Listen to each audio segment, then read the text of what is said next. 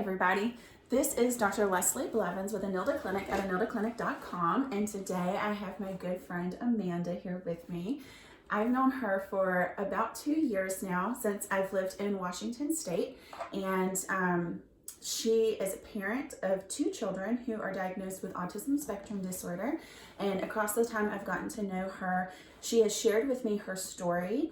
And I've found it very inspirational because she is a huge advocate for her children.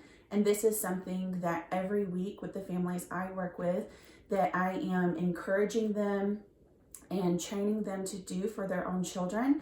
And I find that there is a skill progression and a learning curve across a child's development once that diagnosis is given that a parent is on. And so there's kind of 2 things here. There's the child and the skills that they're learning once they go into interventions, once they have that diagnosis of autism spectrum disorder.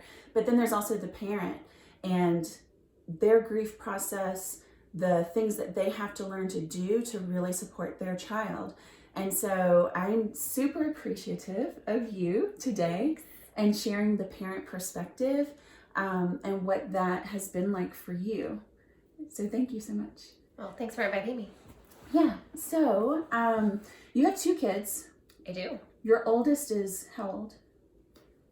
Well, my 2 kids that are on the spectrum, the oldest is almost 15 and the youngest is 6.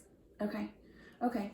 So can you give us an overview of the diagnosis process for your oldest child? My oldest child actually took a little bit longer to diagnose, which is pretty common for most parents.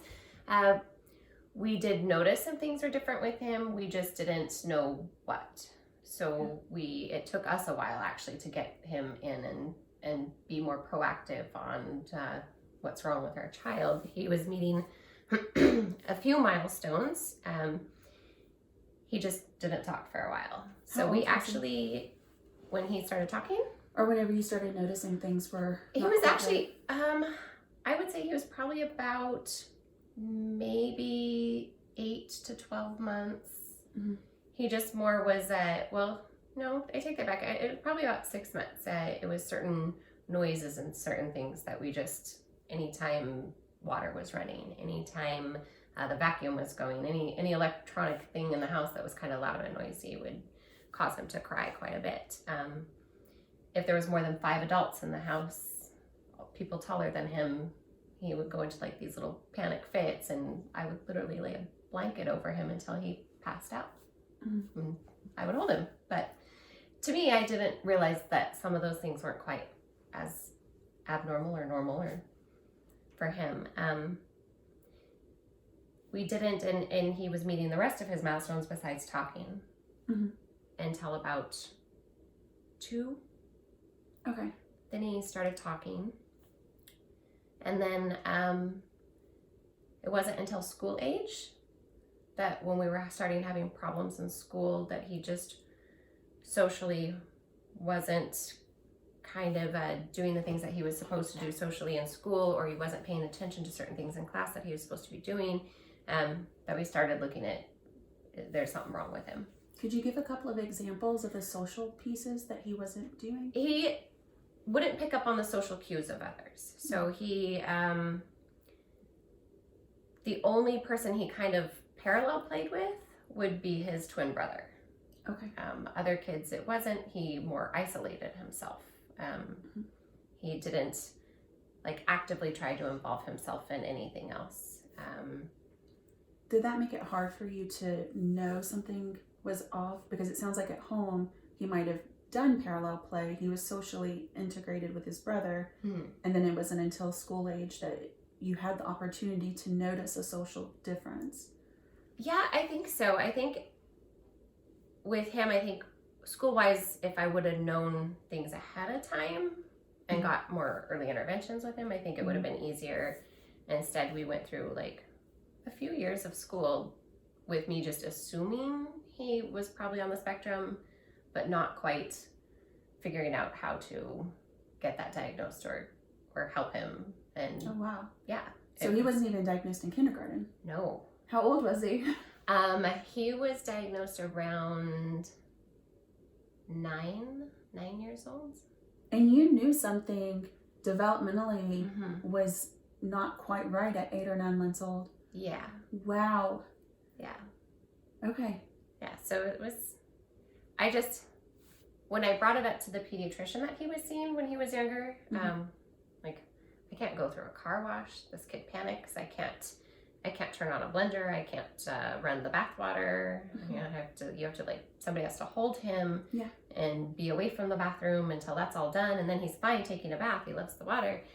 Can't have a lot of people in the house. And by a lot, that was like I said, five people. If you have 5 people in the house, you're holding him. He's more, to me, it seemed like he just was scared of everything at that time. Were you thinking anxiety? That kind of, yeah. But I didn't know enough to know what's wrong. I just knew that if I held my child while he panicked or put his favorite blanket over the top of him while I held him, and he would just, as a defense mechanism, go to sleep. Okay. So I didn't know enough. And when I talked to the pediatrician about it at that time, they told me that I just need to expose him to those things more and try to work him through it. So How'd that feel? Well, because I didn't know any different. So I was like, okay, so this is, I just need to gradually bring him into these things and see how it goes. Okay. Yeah. So that was my first experience of, okay, I'm doing what I'm supposed to do. This is what they told me to do. And later, obviously, I learned there's other things, other things to push for that doesn't quite seem right. So how did you end up getting to a diagnosis at 9 years old? The more problems he had in school. So behavior-wise, when your child is hiding under a desk for most of the day, when he or she, when he's not doing his work, they're sending him to an office for not paying attention or not following along or not doing things that he should be doing during the day, and you're at the school every single day trying to help your child. His father at the time, because I work a lot, literally we kept him home from working so that way he could be at the school every single day if he had Wow. to. Your child wakes up, stomach aches every day, just doesn't want to go to school. My stomach hurts. I don't feel good. Your child wants to sit on his chair and squawk like a bird in the middle of class at times that they're probably just supposed to be reading, all the way up till about 9 years old. I was started to put the pieces together myself is what I was doing. Nobody, the pediatrician, the school, nobody was saying to you? No, the school was more marking it as a behavioral thing. It was a very small school, a town of like 400 to 600 people. Okay. And so I don't think they really had experience of. Sure. I mean, they probably have, but not recognized that much experience. And that's the case for many people in Washington, unless they live in a bigger town. So. Yeah. So I started looking at providers that could do more thorough examinations of my child. And I actually found a provider in Spokane who did an 1.5-hour appointment with my son. And diagnosed autism from that? Oh, yeah. So was it developmental pediatrician? Yes. So, he was really good. I was really happy with the appointment because he listened to me. And he said, I'll do some testing. You guys are more than welcome to be in the room. We sat farther away. And he just did quite a bit with my son and then did a lot of explaining and said, yeah, your concerns are correct and here's what's going on. And then had us wait in the waiting room for 30 minutes while he wrote up a whole plan for the school at the time, which helped tremendously, actually, because I didn't know where to go with the school yet, besides that we needed to help our child. Sure. So let's go back to the behavior label that was being put on your oldest. That's like a huge, huge burden to put on the family. I mean, to have one of the parents actually alter their work schedule so that they can go up to the school so frequently. Mm-hmm. You said almost daily, or? Daily. It was daily? It was daily for a couple, I would say about 3 years was definitely daily. Wow. Yeah. Okay, so did the school ever test him for special education? Honestly, I don't remember that far back on him for if they did or didn't. Okay. I know they pushed for saying he was probably ADHD and that he needed medication, and that's when I was really defensive back, and I was telling them, no, I think my child has autism, and I will, I'm going to take him to a provider to get this checked out. Right. I can't tell you how many times I've heard a school say, I think the kid has ADHD. And now I hear it all the time. I hear it from other parents, the school, says my child has ADHD. I'm like, okay. But it's like as a parent with a child or 2 children on the spectrum, to me, your child looks like he has autism. Right. Doing a lot of the same stuff my kid does, but I still think it's something that each parent has to kind of work through too, but it's helpful if they know what to look for, besides that something's wrong with my child.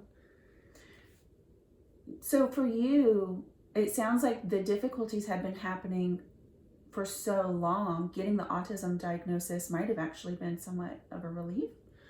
For that one, yes.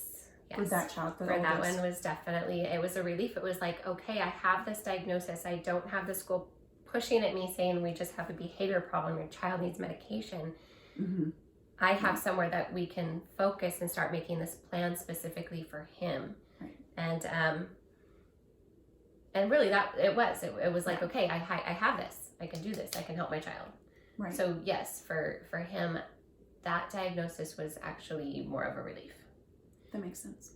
And he's a great, articulate child, very bright, wonderful. I enjoy him immensely. Yeah. But he has progressed. He has progressed a ton with the right help. Right. Now, how did that compare with your youngest getting his diagnosis? The youngest, I definitely knew something was wrong very early on, because when I would breastfeed him, he wouldn't make eye contact ever. Mm-hmm. And I'm gonna cry.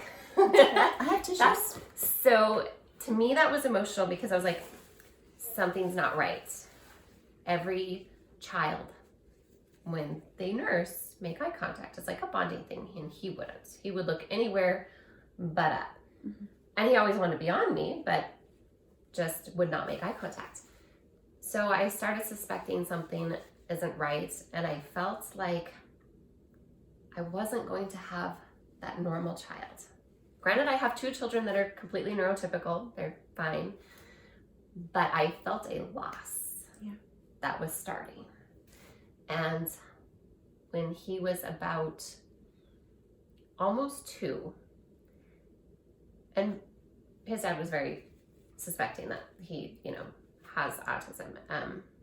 Just this, we call it his Flappy Bird. Up until then, he would do certain things, but he would flap his hands when he get really excited, and it just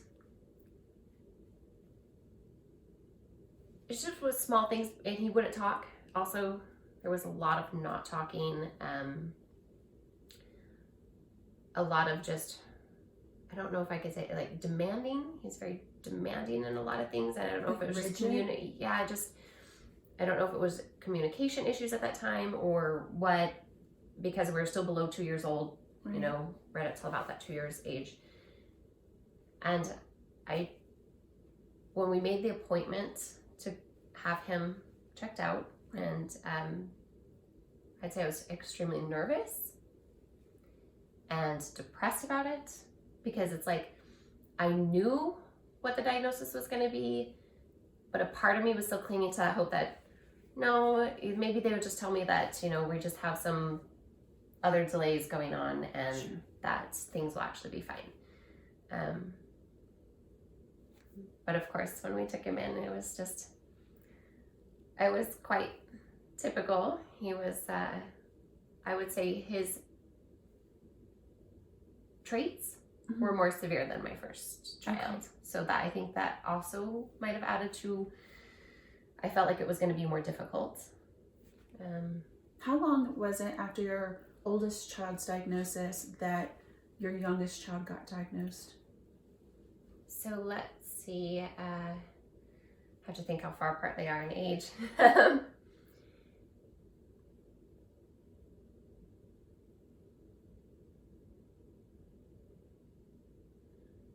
So I'd say like almost 10 years. Okay. So you were probably super familiar with ASD or autism spectrum disorder by that point. Yeah. Oh, no, let me take it back. It would have only been 4 years because when the first child got diagnosed, it was close to within just a few years of me having my youngest. And then my youngest, of course, was within 2 years. We got him diagnosed so we can get him into early intervention. Yeah. I'm just so impressed with you noticing all these very early symptoms, and I just want to take one brief minute to kind of let our viewers know that everything Amanda's saying is things that would be early signs of autism. I don't disagree with anything she's saying. That's what I want you guys to know. Not yet, at least. If I did, I would let you know. Just tell me when I'm wrong. Yeah. But yeah, Amanda's just super, super smart. So I'm super fortunate to have a really, really super smart friend. And I think that's why you've done such a good job with developing your advocacy skills. That's the challenge too. It is, yeah. Can you tell me, so the advocacy in the beginning was just, it's almost like it's just solid effort, and it doesn't sound like you're getting very far with the school, right? Like they think it's a behavior problem, they think it's ADHD, and then you finally get the diagnosis, which you had to figure out on your own. You had to find a provider on your own, which for many families, that's the hardest part, is finding a provider who it's very common. doesn't have a wait list that's a year long, and you know, insurance matches or financial matches, whatever that's going to be. And so you've already done a couple of hurdles. That's gotten you a leg up in the advocacy department there. What happens then to get the types of interventions that are going to be effective? And I've heard your story for your youngest, because you're actually in the advocacy portion still with him. Still, yes. Yeah. And so tell me about the trajectory that you've been on to get so good with your advocacy skills. Oh, gosh. Okay, that's... I think the first thing, obviously, is the biggest thing is the drive to help your child. Yeah. Because every parent just so wants to help their child. You want to do the best for your child. Being in a smaller town, there's not a lot of resources. So really, and it's sad to say, but like the parent is the most advocating person for the child. So you have to push for everything. And if you don't know what's available or what can be available, I think it makes it 1,000 times harder. With my first one, we didn't know really anything that was available. Besides that, you could make some accommodations in the classroom, that he could have extra time for things, that we could have homework or schoolwork brought home to work on, or that he can have like a quiet area that he can go to if he's, you know, if things are a little bit tougher. He can have longer time for testing. Those were just things that the provider, the pediatrician, the behavior pediatrician told us about. And I was actually thankful that he wrote up all that. He also gave me resources to contact. So therapy. What kinds of therapy? Oh gosh, so because that provider is based here in Spokane, and we were living in Okanagan and Mansfield at that time, or between two places. So behavioral therapy. I think there's listings. Gosh, it's such a while ago. Speech language, maybe? We were already doing speech language, but I believe that was also listed on the paper. we were doing speech language because obviously he didn't talk until he was like almost 3. Yeah. But just it's so hard to remember what's all on there. Sure. There's usually like some group things, some support groups for parents. Oh, awesome. He listed a few of those. Obviously with social media, it's easy to find groups, but it's kind of hard to examine those groups. You need to make sure that that's there's groups for social media that are okay, and then there's support groups that are actually really helpful. Tell me the difference between those. I think that's going to be really helpful to people who are interested in this. So when you're on obviously social media, there's the, I like to call them the corporate autism groups. So they're like your main labels. Okay. Your what are a few? There's like here in Spokane, there's actually Isaac Foundation. There's Autism Speaks. Mm-hmm. And those are good that they give you just, some basic information. They can give you more in-depth information, you seek and find on there. But I found resources, that yeah, kind of information? usually. But what I actually found the most helpful parent-wise was the parent groups. So groups that are formed by parents. So they're like private groups or marked as, secret on Facebook, if you're using that sort of thing.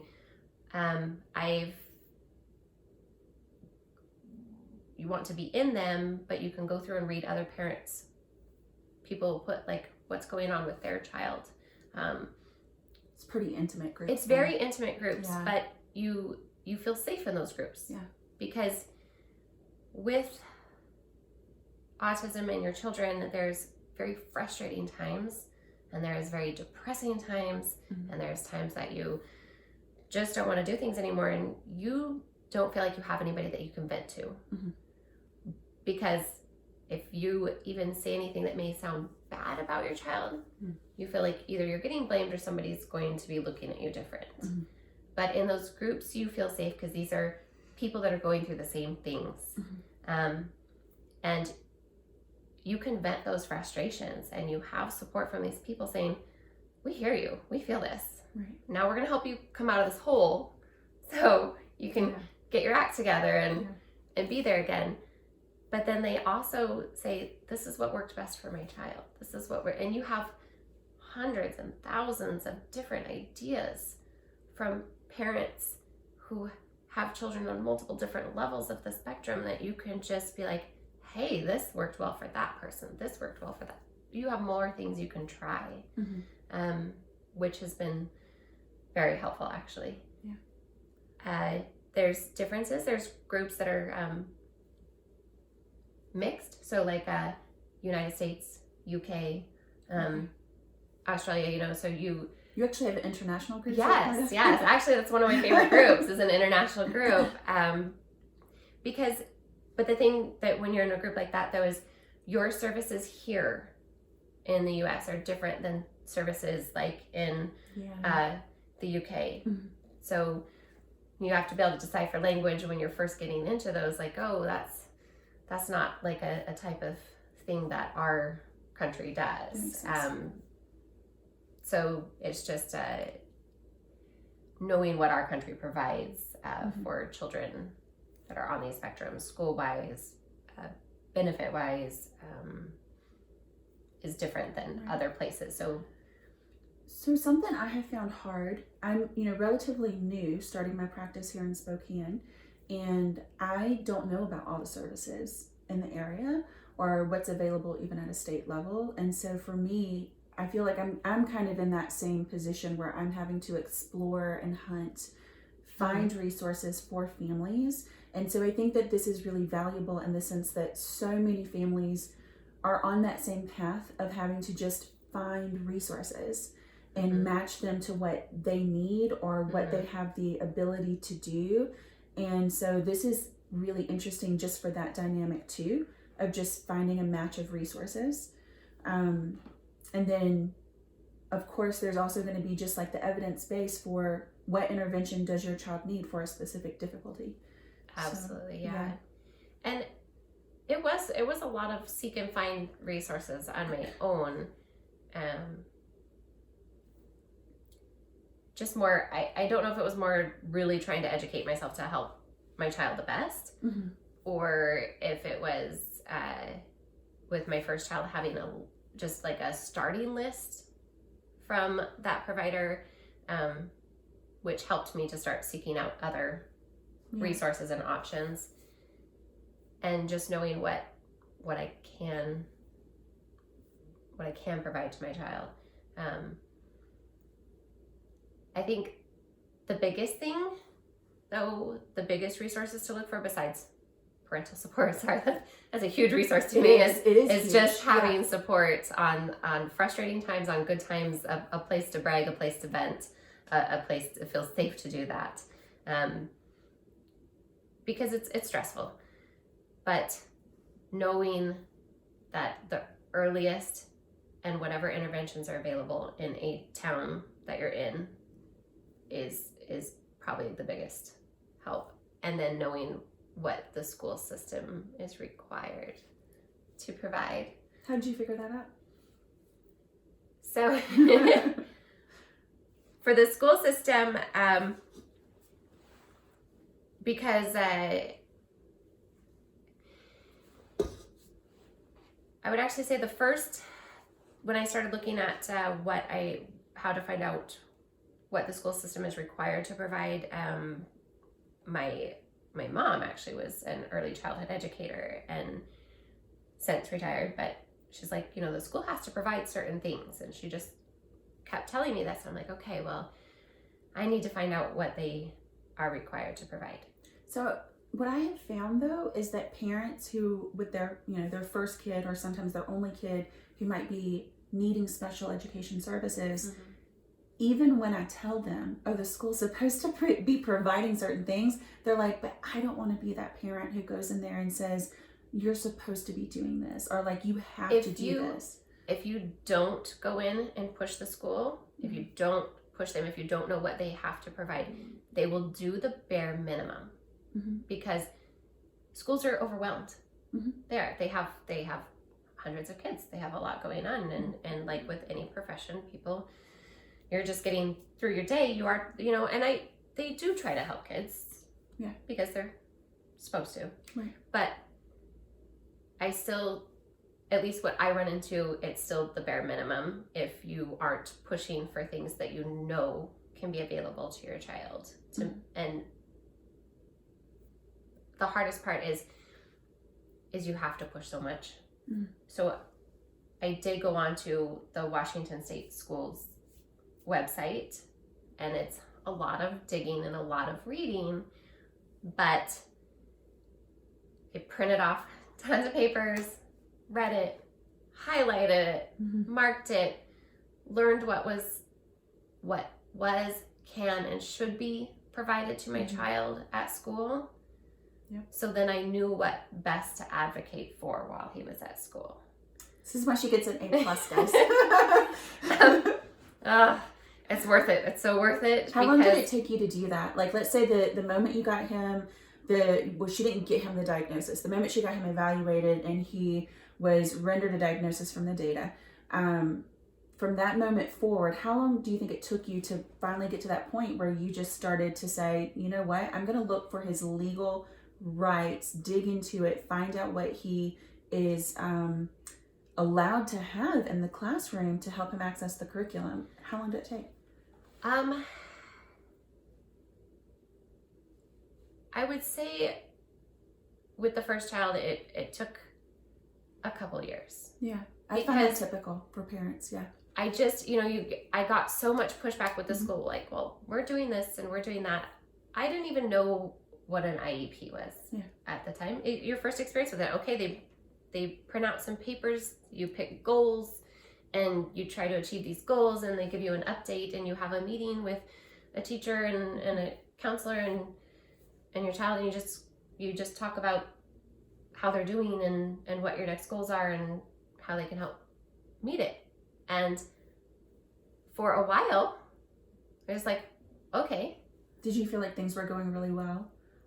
I initially did, but it was those constant still having to go up to the school, still having to help my child, still having to, something isn't matching up. Yeah. Or your child's in the office today because he had some behavioral issues. All the things you just don't want to hear as the parent from the school. You're like, oh, it's my child again. This is tough. Yeah. I would say I started getting frustrated and I started getting angry. And good for you. I think it was the frustration and the anger and the help of his father was just like, you know what, we got to push this. This is what we need to push. So it was like the biggest was for the oldest, was his dad really, really pushing that we need to figure this out. To the point where actually his dad became a parapro for the school system. Wow. And started working with special education kids. So as that child's older now, his dad is still working with special education kids, which is great, but he's a good advocate for them, even with his own school system that he has to work with, and be like, he's like really on top of things for other kids. So that was probably the biggest thing there. That's awesome. My youngest, I am still pushing and fighting with the school, but I have a great foundation to work with. Mm-hmm. I know what I have to push for. I'd say I'm training the school. I'm currently training the school because I've tried to explain to them a few times that it's not my first rodeo, and I'm really serious about helping my child succeed. And because we push so much with the first one, I know my child can do great and he can make leaps and bounds and do amazing. But I need you guys to listen to me. And I'm still having that fight of needing them to listen to me. And my biggest thing is I put everything in writing. Good for you. Everything is in writing. That's rule number 1, guys. You always put everything in writing. if you're having a meeting at the school, okay, you have a few people there, paper, pen, put everything in writing. But if you're initially like me, a type of person where sometimes I don't think about something right then that I might need to talk to the school about, and I might have to think about it later, I am emailing. Yeah. And it is email the whole team. And in team, I say the principal gets an email from me, the teacher gets an email from me, the special resource teacher gets an email from me. It's a group email. Sure. And I copy it to everybody. And then when I get the email back, it's I have all this in writing. If I say these are my concerns, and you tell me this is what you're trying, I have this in writing, and I can reference this, and I can come back to it. And but then at the same time, I don't run into the problem of they're not saying they're not trying to do it. I'm not saying that this is what I've pushed for at this date that I'm trying to get you guys to do, and I don't have that to reference back on. So lots of writing back and forth. But then if I have to go above that school level, if something is not working and I am not being heard, and I don't feel that my child is getting the best service that he needs, and you have to take it further, the superintendent, the school board. There's even further up than that. Who's further up than that?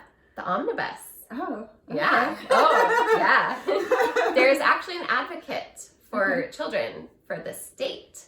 Yes. Okay. I've worked with them. That's the last. Well, not quite the last, but I've close never to done the the last. omnibus before. Yeah, that's. I didn't know that they existed in there. Yes. So you can. And you find that on the Washington School website too, but it gives you the direct link. But then you like, I went through all this, and my child's still not getting what they need. Yes. Okay. So then that person steps in, and they can go through all this stuff that you have written and you have emailed, and it's all documented, and they are able to be like, this is what needs to happen, and they do push for your child. So it's options. I think it's important to clarify here that for many parents who might be earlier in their journey of advocacy, you might feel like you're not entitled to email with such authority, but just get angry. Well, the reason, it's not an emotional reason that you're entitled to do this. It's a legal reason. It is. You are on the IEP team, and you are an equal weight member of the IEP team. And so whenever you have a intervention or idea, or you want something changed in the interventions or the accommodations, you have just as much right to say something as a teacher or a principal or anybody else on that IEP team. And so I think that over time, what I see parents do is they start asserting that right to say something.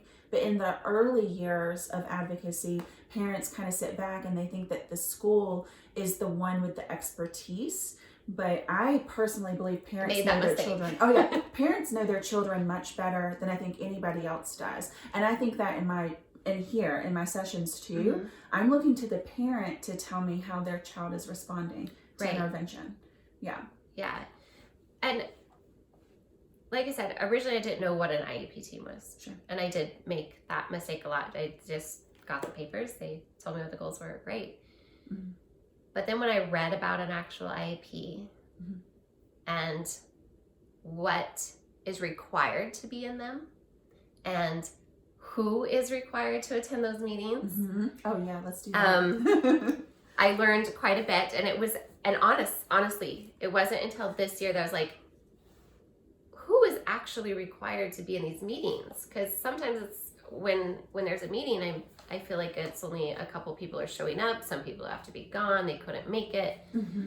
So now I know better, and I'm like, definitely the parent is the best advocate. The parent's the best advocate.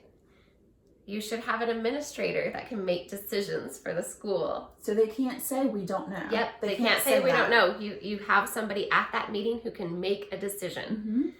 The teachers, obviously, whoever is involved in your child's school. And it has to be a gen ed teacher and a special education teacher. Yep. And those are just the basis. And you can have anybody come in that you want. Yes. You can have a therapist come in. You can have a best friend if you want come in. You can have whoever you want come into your meeting because you are allowed to do that. And I would say there's one more team member, and that's somebody who can interpret the data. Yes. And so that implies there's data. That does imply that there's data. And you know what's really a great idea? When you ask the school for that data. And they look at you blankly. And 4 months later, they have finally collected some data. Interesting. On your child. Tell me about your experience with data. So once again, I didn't know. Of course. I didn't know. I didn't know to be looking for this until I thoroughly read about IEPs. Right. And I did say that the information actually wasn't difficult to read that the Washington State School System and Special Education put out on their websites. It was actually pretty easy to go through and read. They had it set up that even somebody who doesn't have a higher level education, you could still go through and learn about it pretty simple. I feel like it's for parents, right? Like it's supposed to, yes, it's a parent page. Right. So, and it makes it very easy for you to go through and do it. And then obviously if you want to dig into it further, you can. And I obviously was one of those that wanted to dig into it further because I have to push so much. So when I learned about that and the part where it talked about that over the course of time, obviously they collect data on your child, and that data could be small things to large things, and those could be like, are there certain things that triggers child's emotions? Are there certain things that make things better? Is there a certain time frame of the day that becomes a problem? Is there, there's actually just things that they should be constantly keeping track of while your child's at school. For a parent, if you think about it, you are kind of doing this at home yourself with any child. Like, it's noon. If my child doesn't get his nap, it's going to be a bad afternoon. Right. it's the same thing as at school. There's certain things that will trigger different behaviors for kids,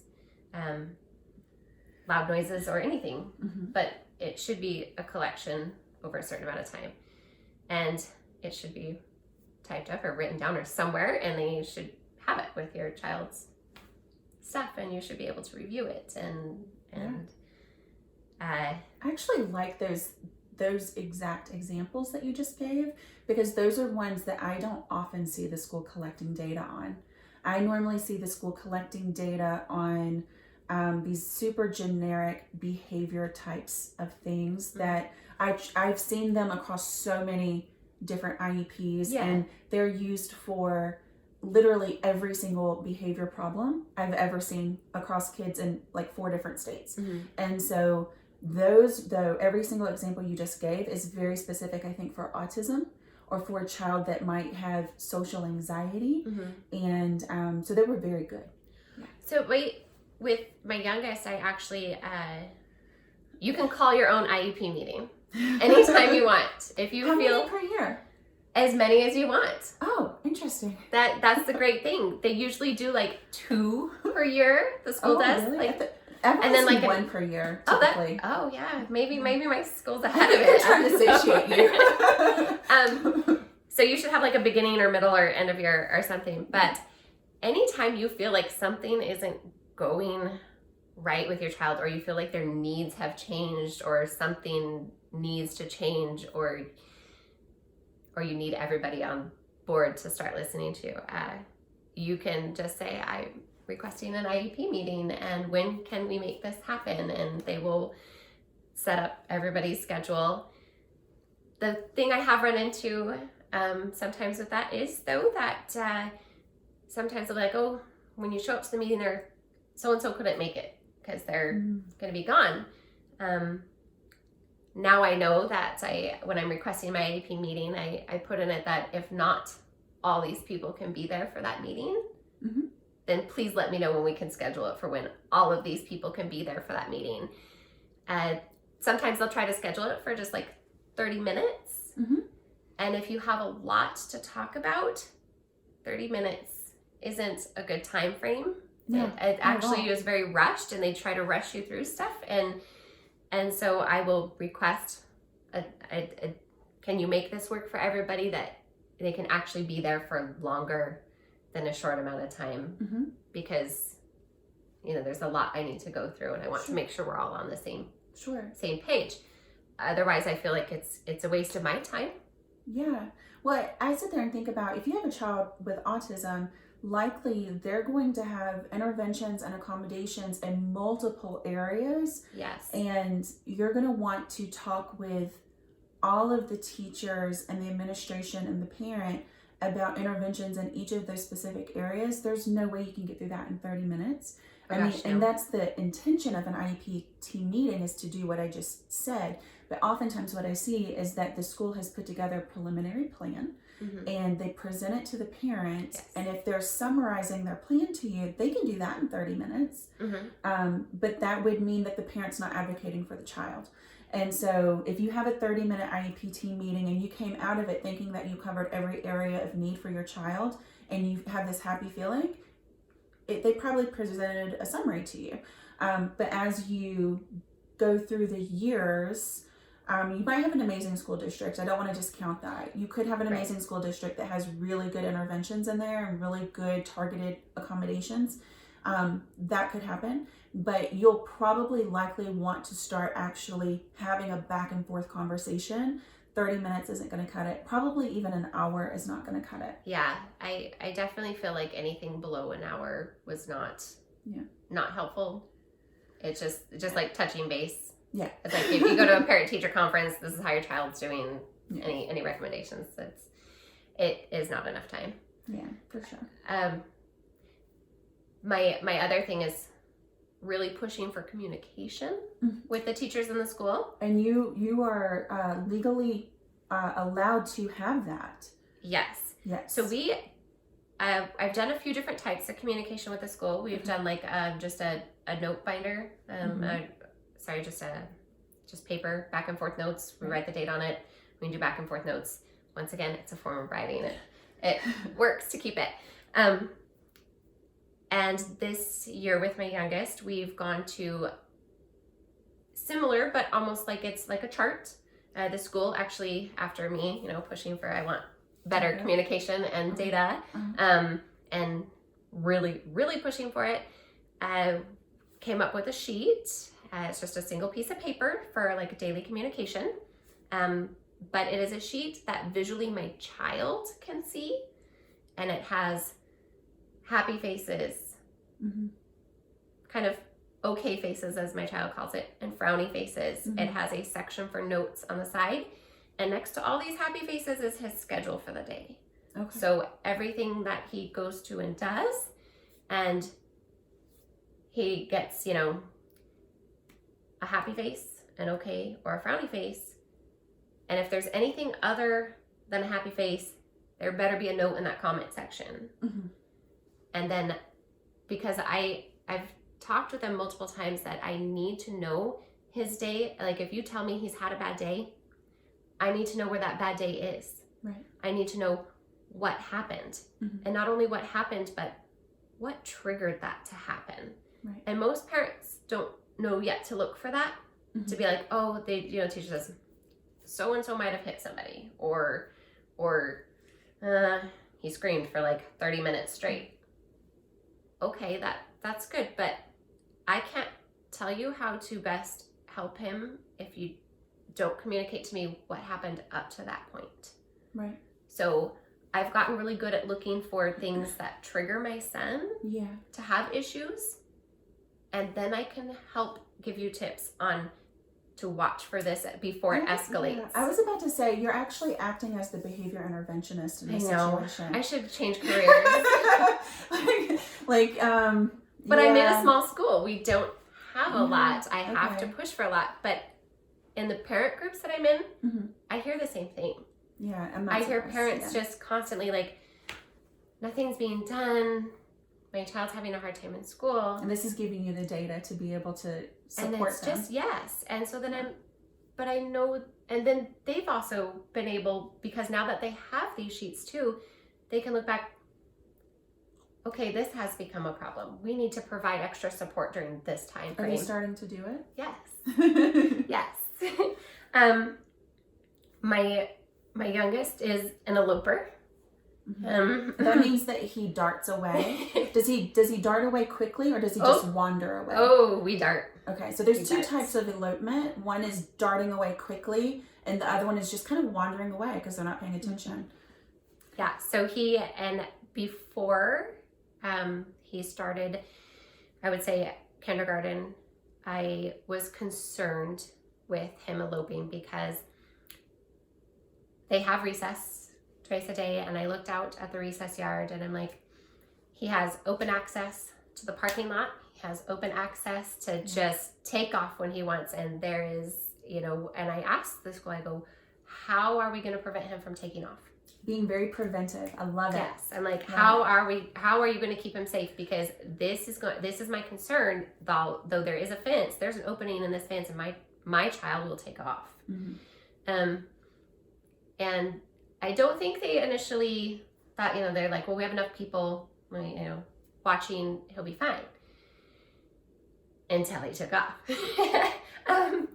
They were lucky that the first time he took off, he actually just headed around the school to the front doors, because he thought if he was there, myself or someone he's familiar with would just pick him up from school, no matter what time it was. If he was at those front doors, that's where he gets picked up. But the scary part is there's a lot of kids who don't do that, and if they're an eloper and they take off, they don't have that I'm in danger or I could be in danger. They just go. Yeah, they go. It's a very dangerous behavior. It's the scariest thing. The first time your child takes off and you figure they're an eloper and you can't find them, and you have a creek and a highway nearby, and you're just in full-on panic parent mode. But one of the things I'm really getting a theme for in what you're saying is that you still, at this point, even though you know the law, and you're actually now at the point in your advocacy where you're learning how to help the school use data to almost justify your points to them, because it sounds like they still don't believe your opinion, but they will believe And you that's how I whenever. feel. Yeah, they believe you whenever you help them to use data to see it. Yes. It's interesting. It was actually at the IEP meeting I requested about a month and a half into school, because I just felt after that first month and a half that things weren't flowing as easily as they should. And maybe I was expecting more because I'd already gone through it once with a child, right? This should be easier the second time around. Sure. No. Same school was not easier. It wasn't easier. I thought they would have thought it would have been easier too. Right. Maybe if I would have been using the exact same players and not, Yeah. new principal, new teacher, it just would have been different. But at that IEP meeting, I asked, where's the data on my child? What are we, figuring out? And they, didn't have it. Didn't occur to them. Yeah. So it was just recently, and like literally that was in October. So really just within this last month, we have the data, and they're realizing how important this communication back and forth and figuring out these different parts of my child's day that he needs extra help in. He would leave because he's in a higher math class. That's his strong point. Yeah. His numbers, and it's hard to keep him engaged because he is technically above the math class he's in now. Yeah. He is very advanced in math, and it's when he decides school is boring, it's boring. And he's done. Yeah. And he's going to leave. So he walks out of his math class and takes off. All right. So, once again, safety concern. Right. Granted, he's gotten really good if he just walks out of that math class right back to his teacher's room. Like, I like it in here. They let me color and draw. Okay. So we've done 2 weeks of you letting my child leave class, come back into the room he wants to be in, and just color and draw, because that's fun for him. Now, how are we helping him stay in that class? Right. How are we helping him that even though he may be bored with this is the behavior I expect of him? So, are you providing him a support person to help keep him on track in there? Are you saying, you need to be in this class and we need to return to this class because we can't just go and draw? Yeah. This is not an okay behavior. And you're actually pointing this out to them. I'm pointing this out. That they're actually reinforcing his elopement from the math class. Yes. Okay. And his elopement from other classes. If he decides he's done in library, they'll let him go in the office and draw. Yeah. If he's in music and he doesn't want to be in music, they'll let him go back to the classroom and draw. And I said, you are rewarding my child every single time that he leaves somewhere that he doesn't want to be in. You are rewarding him, so he's not going to stay and do what he's supposed to. If he's having a hard time or he's being disruptive in one of these other classes, yes, I get it. He might need to be taken out of that class, just like any child. But if he wants to leave this class, I've asked, can you sit him down somewhere where he doesn't have access to things? Sit with him for a minute and tell him he has choices, because his kids, any kindergartner, if you give him choices, he's going to pick one of those choices, but those choices have to be choices that he needs to do. So he can either sit down here and not be drawing and kind of be bored and not do stuff, or he can go back and join his class. Most of the time he's going to eventually choose to go back and join his class, but please don't reward him with drawing or a tablet when he's eloped. Yeah, that makes sense. Tablet has, they've rewarded him with a tablet before because they were really happy that he came back inside, and that was great. But he loves tablets and iPads, so if I take off again and I come back inside, are you going to give me a tablet? Yep. Yeah. Yep. The other video that I made for this week is actually all about reinforcement and bribery. Right. So. Right. Yeah. So while we do a lot of rewards, we do for his. So he is very happy about his day when he sees his smiley faces that are colored in, and his okay faces. But he does work really well off rewards, and because obviously anything negative doesn't really work well. It doesn't work well for any kid, but especially a child just that's doesn't. Yeah, struggling. there's no process for anything negative, really. Don't quite know the right way to phrase it, but I'm so excited for you to see this video I just made.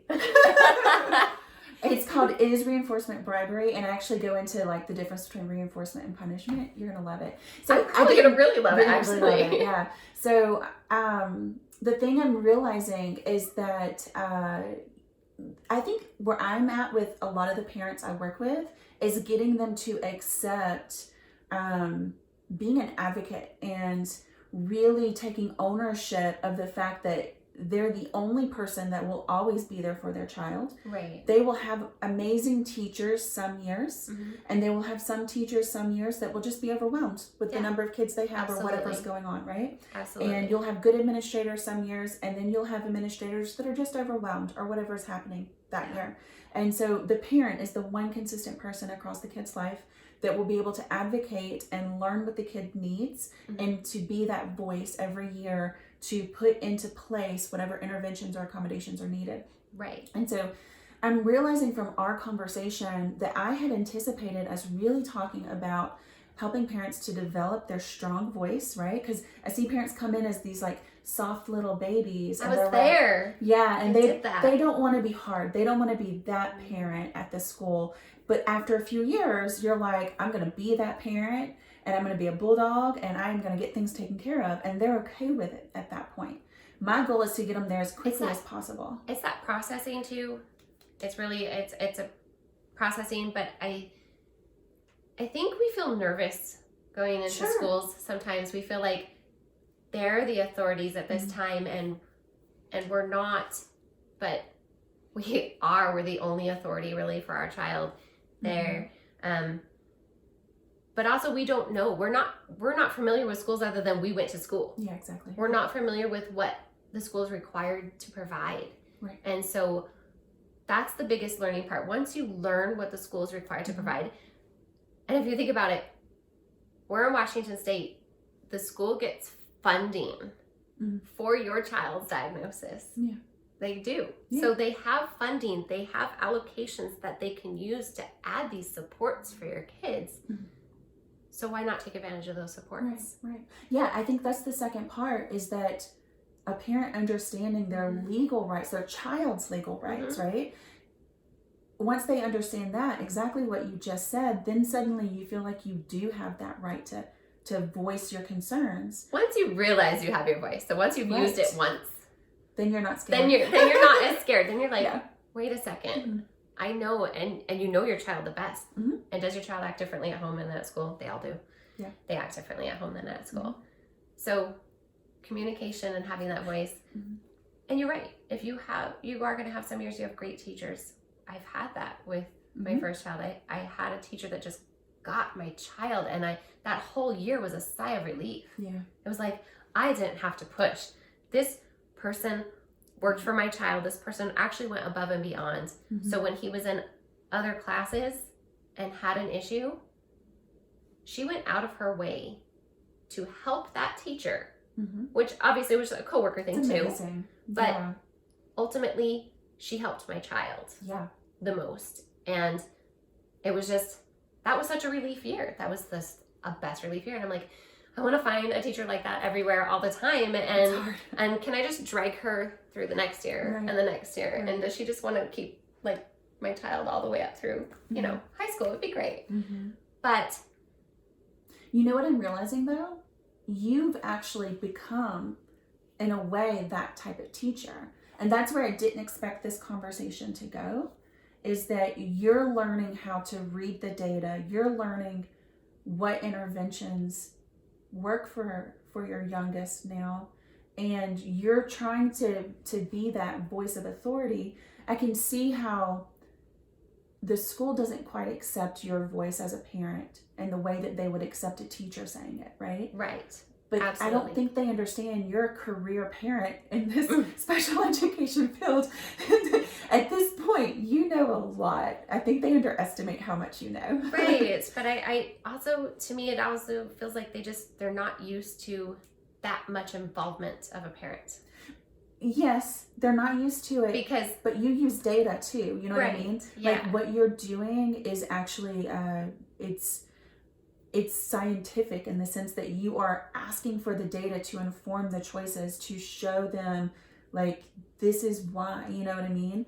And that would be what your teacher that year was doing. Yeah. They were using the data to inform the choices to see changes in your child's behavior. And so I feel like you've actually become that teacher for him, which is the whole point. It does feel like it, yeah. But at the same time, I think it creates that better communication between the school when you have this stuff. Yeah. I mean, I don't expect in kindergarten for my child to have a little tiny folder. I mean, we're going to be in binders of information. We're going to have good days and bad days, and I'm going to be pushing and pushing and pushing until my child is as successful as he can be in all areas. So I love it. Yeah. Any final words before we wrap up? Oh. No, I think just every parent really has to find their voice sooner. You gotta find that little inner tiger and just go for it. Mm-hmm. Okay, awesome. Thank you so much. This is Amanda. She's amazing. As you can tell, she's super brilliant, which is why I was so excited that she finally agreed. I've only been asking you for maybe 6 or 9 months to do this? Yeah. It's not too bad. I love it. Yay! So we finally did it, and I think it's turned out even better than what I was hoping for. Really? Because you could, you really get me focused on talking about my child a lot, and I can start crying a lot. And then you have an emotional video. That's okay. I like it. All right. Thanks, guys, for joining us. I hope that this was helpful for some of you parents out there who might be thinking about your advocacy skills and how you're engaging with the school. We have lots and lots of great schools out there. And so maybe even for some of you schools that are watching this video, I hope that the parent perspective helps you to really inform how you are helping parents to advocate for their child, and how you can listen better and to help parents to be better advocates for their children. And you can always sign up for more learning videos at enildaclinic.com. Yeah, I do. Amanda signed up for them. All right, I'll see you guys next time. Bye.